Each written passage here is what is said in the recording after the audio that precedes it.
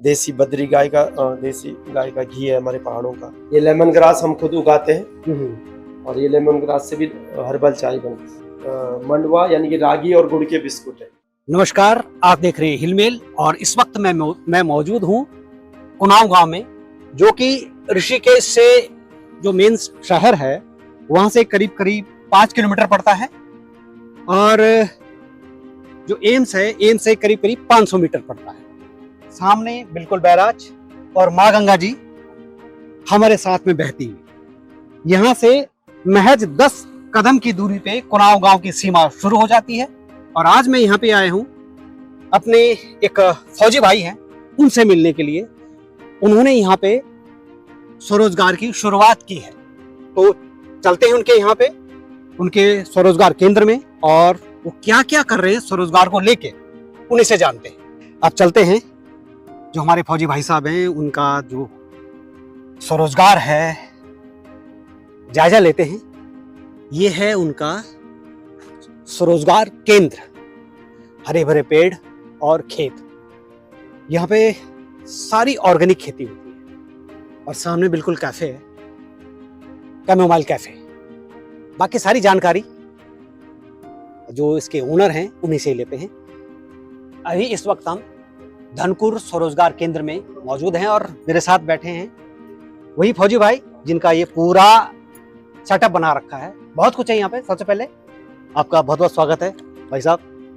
बहुत बहुत धन्यवाद हिलमेल पहाड़ की दाढ़ पूरी टीम का। और थोड़ा सा मैं चाहता हूँ आप अपना परिचय दीजिए और ये सेटअप कैसे बना, बाद में इसके बारे में बात करते हैं। मेरा नाम है ऑनरी सूबेदार मेजर सुरेश पयाल और मैं 28 साल आर्मी में सेवा करने के उपरांत मैंने अपने ही गांव कुनाव गांव इनकेसर ब्लॉक जिला पौड़ी गढ़वाल में ये स्वरोजगार की अवधारणा पर काम कर रहे हैं। अच्छा पयाल जी, एक चीज बताएं कि मेरे को, जैसे आप रिटायर हुई हैं, रिटायरमेंट के बाद में एक फौजी के लिए तो बहुत सारे ऑप्शन खुले होते हैं। जैसे सरकारी संस्थाओं से भी बहुत सारे जॉब ऑफर होती हैं, प्राइवेट सेक्टर में बहुत सारी जॉब ऑफर होती हैं। आपने स्वरोजगारी क्यों चुना, इसके पीछे क्या कारण है? देखिए, हम बचपन से ही जो है अपनी प्रकृति संस्कृति और परंपराओं से लगाव है, हमारा जन्म ही यहीं हुआ है। तो आफ्टर रिटायरमेंट मैंने जो अपनी दूसरी पारी की शुरुआत अपने गांव से की, अपनी प्रकृति संस्कृति और परंपराओं के संरक्षण से की और उनके अनुकूल स्वरोजगार से की। आपका यहाँ पे एक कैफे भी है और आप यहाँ पे मशरूम फार्मिंग भी कर रहे हैं, गाय पालन भी कर रहे हैं, लेयर फार्मिंग भी कर रहे हैं। तो यहाँ पे आपका जो कैफे है, कैफे में आप क्या क्या चीज़ सर्व करते हैं जो लोग यहाँ पे आते हैं? एक्चुअली ये जो मैंने शुरुआत की थी, पहले धनकुर स्वरोजगार केंद्र से शुरुआत की थी। धनकुर का मतलब होता है हमारे पहाड़ों में कि मिलजुल कर खेतों में काम करना। और लेकिन उसका जो आम पर्यटक हैं या बाहर के लोग हैं उनको पता नहीं लग रहा था, इसलिए कैमोमाइल के नाम पर मैंने यहाँ कैमोमाइल कैफे @ धनकुर स्वरोजगार केंद्र उसका नाम बदल के रख दिया। कैमोमाइल एक जर्मन ओरिजिन का फ्लावर है जो कि हम यहीं उगाते हैं, उसी के नाम पे ये कैफे खुला है। और यहाँ पर हम हर्बल चाय और अपने पहाड़ी प्रोडक्ट, पहाड़ी व्यंजन, इन चीज़ों का यहाँ पे ज़्यादा उपयोग करते हैं। अच्छा, मैंने देखा यहाँ पे नियर बाय जो लोग हैं वो आपके पास बहुत आते हैं, जैसे बड्डू की दाल चावल खाने के लिए, पहाड़ी थाली खाने के लिए। हाँ, वो एम्स ऋषिकेश से ज़्यादा लोग आते हैं और लोकल लोग भी आते हैं। बड्डू की दाल जो है हमारी एक पारंपरिक डिश है उत्तराखंड की, जो हमारे ज़्यादातर शादी ब्याह मांगलिक कार्यक्रमों में दिन का भोजन होता है। तो उसमें पहाड़ी दाल होती हैं, उसको एक भड्डू नाम के पात्र में जो है लकड़ी की आंच में बनाया जाता है, तो प्रसिद्ध है। उसका स्वाद एक अलग ही जो है आनंद देता है, तो उसके लिए लोग यहाँ आते हैं। अच्छा, एक बार मैं चाह रहा था कि थोड़ा सा आपके यहाँ पे जो मैंने सुना आप यहाँ पे ऑर्गेनिक प्रोडक्ट भी बेचते हैं। जी जी, उसमें क्या क्या है, क्या क्या प्रोडक्ट बेचते हैं? ऑर्गेनिक प्रोडक्ट में एक तो हमारी द्वारा उगाई गई कैमोमाइल चाय है, और जो नेचुरली हमारे पहाड़ों में होती है मेटल टी जिसको कंडाली बोलते हैं, उसकी चाय है। लेमन ग्रास हम उगाते हैं, लेमन ग्रास है हमारे पास। और मिलेट्स यानी कि झंगोरा और कोदा के बिस्कुट हमारे पास हैं। और बाकी हम हल्दी भी रखते हैं, पहाड़ी ऑर्गेनिक हल्दी, मंडवे का आटा रखते हैं, झंगोरा रखते हैं, लाल चावल रखते हैं। इस तरह से थोड़ा थोड़ा अभी प्रयास किया है और आगे और भी प्रोडक्ट रखेंगे। देसी बद्री गाय का देसी गाय का घी है हमारे पहाड़ों का, बहुत बढ़िया। ये सब बिक्री के लिए उपलब्ध है यहाँ? उपलब्ध है। चलो एक बार देख लेंगे थोड़ा सा। जी। हाँ भैया जी, ये क्या चीज़ है ये वाली? हाँ, प्रोडक्ट अभी हमारे पास सीमित मात्रा में, लेकिन जो भी हैं हमारे ऑर्गेनिक हैं, कोशिश पूरी ऑर्गेनिक की रहती है हमारी। और या तो खुद के उगाए हुए हैं या पहाड़ों से लाए हुए। ये कैमोमाइल का पैकेट है, अच्छा। जो एक फ्लावर है जर्मन ओरिजिन का, जिससे चाय बनती है। ये हर्बल चाय, और ये नेटल टी, जिसको कंडाली बोलते हैं, ये पहाड़ों में खुद ही पाया जाता है। बहुत बढ़िया। और ये स्ट्रॉन्ग एंटीऑक्सीडेंट है। ये लेमन ग्रास हम खुद उगाते हैं, और ये लेमन ग्रास से भी हर्बल चाय बनती है। बहुत बढ़िया। ये पाइन नीडल टी बोलते हैं, जो चीड़ के पत्ते, कोमल पत्तों को छाया में सुखाकर बहुत उससे बढ़िया चाय बनती है, और ये हिमाचल में ज्यादा चलती है। यहाँ हमने भी ये प्रयोग के तौर पे रखा है। बाकी में ये पहाड़ों का बद्री गाय का देसी घी, जिसकी खासियत ये है कि एक तो बद्री गाय का है, दूसरा चारा जो है हमारे पहाड़ों में जड़ी बूटियों वाला और शुद्ध ऑर्गेनिक चारा रहता है। ऑयस्टर मशरूम का अचार है। परफेक्ट। तो ये 1-1 किलो के पैक में ये हमने भरे हुए हैं। ये हमारे पहाड़ की शुद्ध हल्दी है। अच्छा, ये अपनी उगाई हुई हल्दी है सारी है? नहीं, ये हमारी उगाई हुई हल्दी जो है वो खत्म हो गई है। अभी ये हमने पहाड़ से मंगाई अपने यमकेसर ब्लॉक में। अच्छा, जो आपने अपने साथ में और किसानों को भी जोड़ रखा है? हाँ, वो मतलब लोगों की भी हम आपस में मिल के खेती करते हैं। अच्छा अच्छा अच्छा। तो जो भी योजनाएं आती हैं हम बताते हैं। बहुत बढ़िया, बहुत बढ़िया। और ये जो है मंडवा, यानी कि रागी और गुड़ के बिस्कुट है। ओह, ये हमारे पास रेड राइस, लाल चावल है, बहुत उत्तरकाशी के लाल चावल है। और ये झंगोरा है, जिसको कि बानियाड मिलेट बोलते हैं। और ये जो है रागी का आटा है, मंडवे का आटा, कोदा का आटा, जिसको कि फिंगर मिलेट बोलते हैं। और ये जो है स्टॉक में रखा हुआ हल्दी। अच्छा, हल्दी है। पहाड़ी हल्दी। तो पयाल जी, एक चीज बताइए कि जैसे आप ये स्वरोजगार कर रहे हैं, इसमें आपको सरकार की तरफ से कुछ मदद मिलती है? हाँ, ये एक्चुअली हमारा ये गांव कोठार ग्राम पंचायत के क्षेत्र में पड़ता है, यानी कि बाकी गांव 6 गांवों पर है, एक गांव हमारा है। तो ये राजेश जी टाइगर रिजर्व में आता है। तो यहाँ राजेश जी टाइगर रिजर्व का उपक्रम है इको विकास समिति कुनाव। तो इको विकास समिति कुनाव के माध्यम से विभिन्न सरकारी और गैर सरकारी संस्थाएं हमारी हेल्प करती हैं, लेकिन अभी बहुत कुछ होना बाकी है।